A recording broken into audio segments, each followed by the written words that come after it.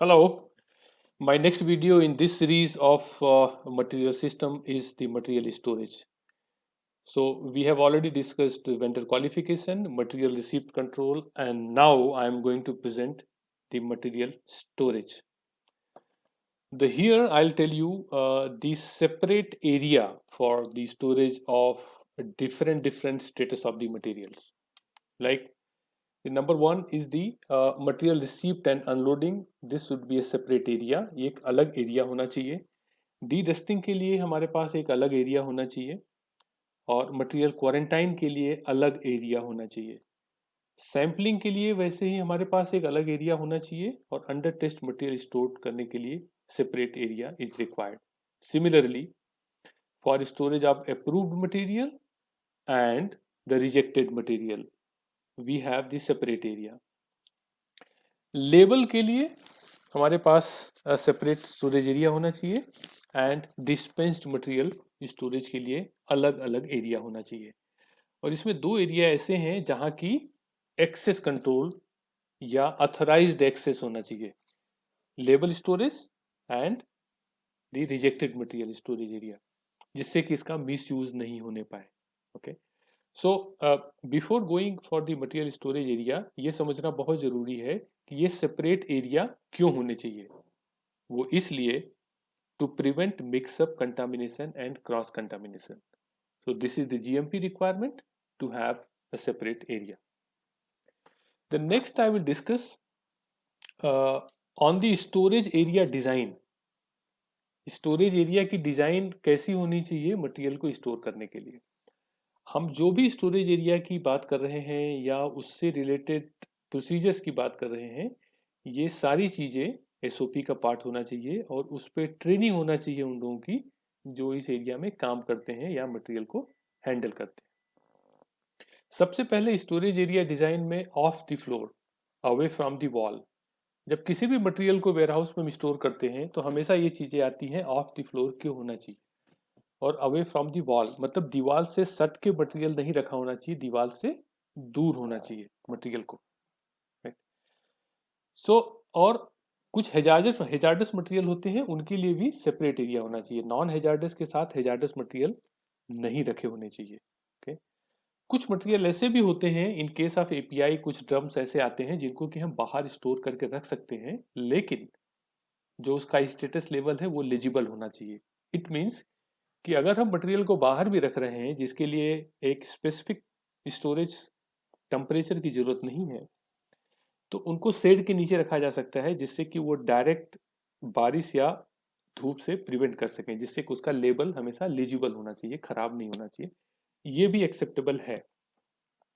Of the floor हम इसलिए रखते हैं सो दैट हम नीचे क्लीन कर सकें, और वॉल से अलग इसलिए हमें रखना चाहिए मटेरियल्स को क्योंकि वॉल से अगर टच रहेगा तो जो एक्सटर्नल फैक्टर है, अगर वॉल का टेम्परेचर ज़्यादा है एरिया के टेम्परेचर से, तो वो उस पर इम्पैक्ट करेगा और वॉल से टच होने पे हमारे जो है मटेरियल का लेबल विजिबल नहीं होगा, हम उसको चारों तरफ से घूम के देख नहीं सकते हैं. तो इसलिए away from the wall end of the floor material को रखना है. हमारा एरिया ऐसा डिज़ाइन होना चाहिए. दूसरा, सेल्फ के चारों तरफ या रैक के चारों तरफ प्लेस होना चाहिए. वही जो मैंने बताया, अच्छे तरीके से हम क्लीन कर सकें, इजी तरीके से, और इजी तरीके से हम हैंडल कर सकें. अगर हमको मटेरियल को उतारना है नीचे, तो अगर हम मटेरियल को दीवार से सटा के रखे हैं या पीछे साइड रखे हैं या बैक साइड रखे हैं जहाँ के मूव नहीं कर सकते हैं, तो that will not be the easy. और हमें अगर उसका स्टेटस हमें चेक करना है ड्यूरिंग द इंस्पेक्शन, उसके लिए हमारे पास चारों तरफ जगह होनी चाहिए. Next is the material handling equipment. अभी आपने देखा होगा कि वेयर हाउस में बहुत बड़े बड़े रैक्स होते हैं जिन पे कि मटेरियल ऊपर रखे हुए होते हैं. तो उन मटेरियल को हमें उतारना कैसे है और ऊपर रखना कैसे है, उसके लिए ऐसे इक्विपमेंट आते हैं जैसे कि फोक लिफ्ट. हमने यहाँ पे दिखाया है इस प्रेजेंटेशन में. इस फोक लिफ्ट को ऑपरेट करने के लिए भी एसओपी होनी चाहिए, उसकी ट्रेनिंग होनी चाहिए, और ट्रेंड लोग ही ऑपरेट करें. क्यों? क्योंकि ये सेफ्टी से रिलेटेड है. इफ समथिंग गोज रॉन्ग तो पता चला आपका पूरा रैक बाहर गिर सकता है और ये मटेरियल किसी के ऊपर गिर सकता है. Right? So off the floor there should be space around the shelf and material handling equipment. Next is the traceability of material. It can be manual or software based.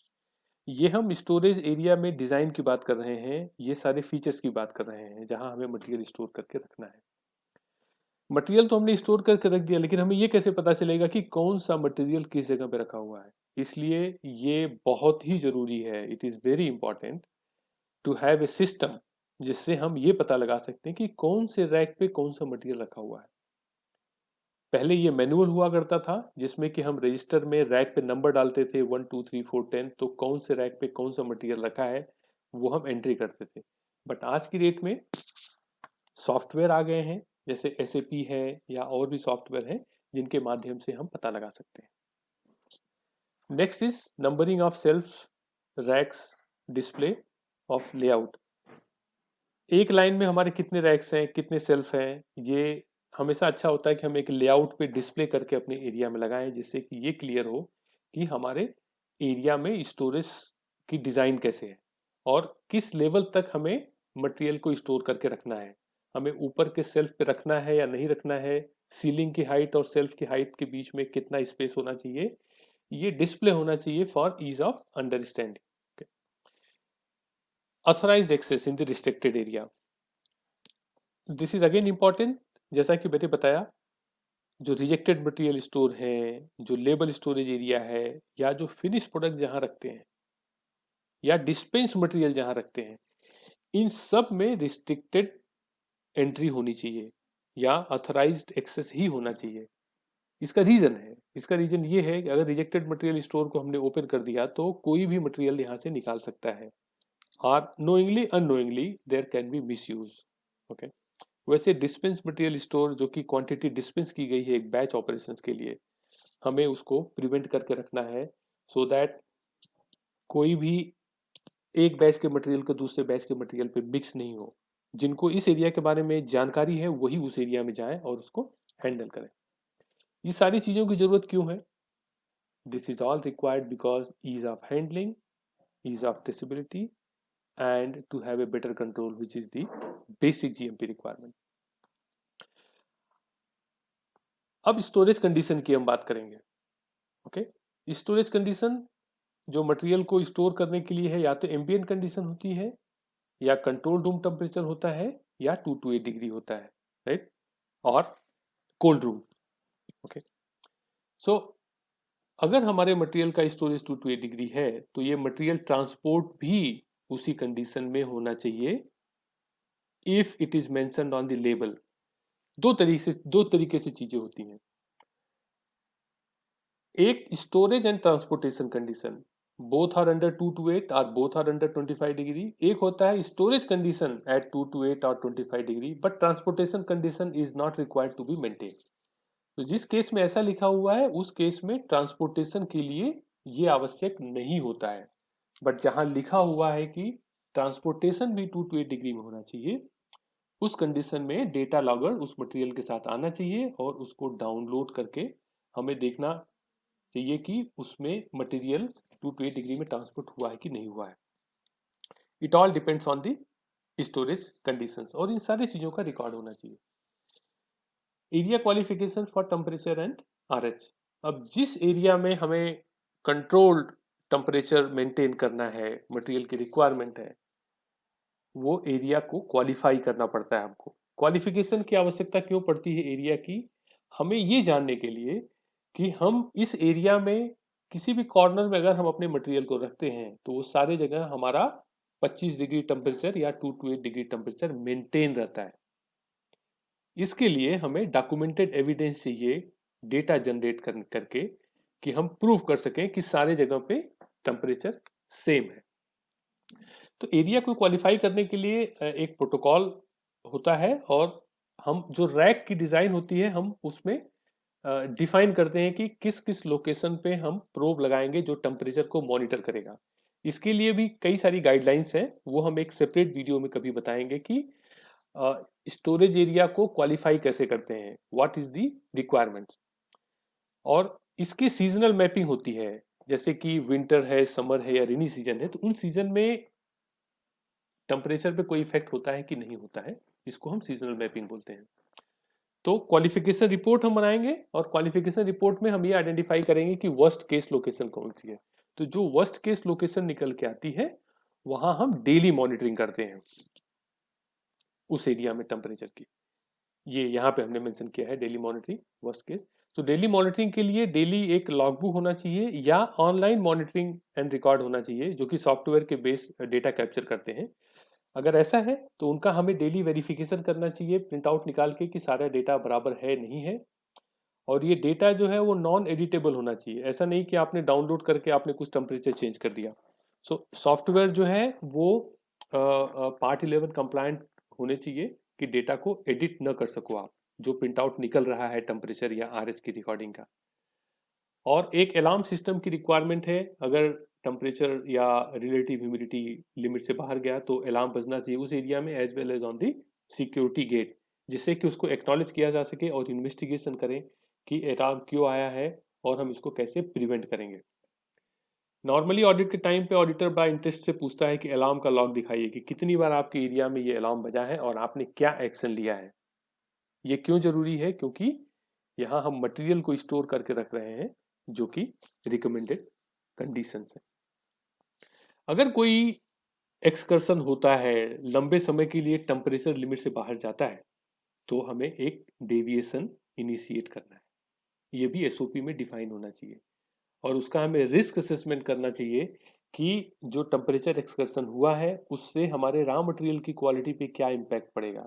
अगर उसका इम्पैक्ट है तो उस मटेरियल को use नहीं करना चाहिए। अगर उसका इम्पैक्ट नहीं है, हमारे पास एविडेंस है, then we can use that material. Investigation करके रूट कॉज आइडेंटिफाई करना और उसका corrective and preventive action is very very essential, जिससे कि हम उसको प्रिवेंट कर सकें कि आगे नहीं हो। ये सारी चीजें जो हमने डिस्कस की अभी इस स्लाइड में स्पेसिफिकली, उससे हमें क्या सीखने को मिलता है? To prevent the deterioration of the material. क्योंकि अगर टेम्परेचर स्पेसिफिक रिक्वायरमेंट है and if we will not maintain, then there will be degradation which will impact the quality of our final product. Take away हमने क्या सीखा इस module में, presentation में? Material storage area का लेआउट कैसा होना चाहिए और कौन कौन से मटेरियल अंडर लॉक एंड की या अंडर अथराइज्ड एक्सेस में होने चाहिए, और डिज़ाइन कैसा होना चाहिए एरिया का जिससे कि मिक्सअप या क्रॉस कंटामिनेशन को हम रोक सकें। Then again as I told, authorised access, the controlled area, and material traceability, storage conditions, different conditions, area qualification and daily monitoring, and any deviations and excursion, and investigation and fixing the problem by a kappa. So जो भी हमने इस presentation में discuss किया वो उसका evidence and record is very very important, because as you know, no record means not done. धन्यवाद।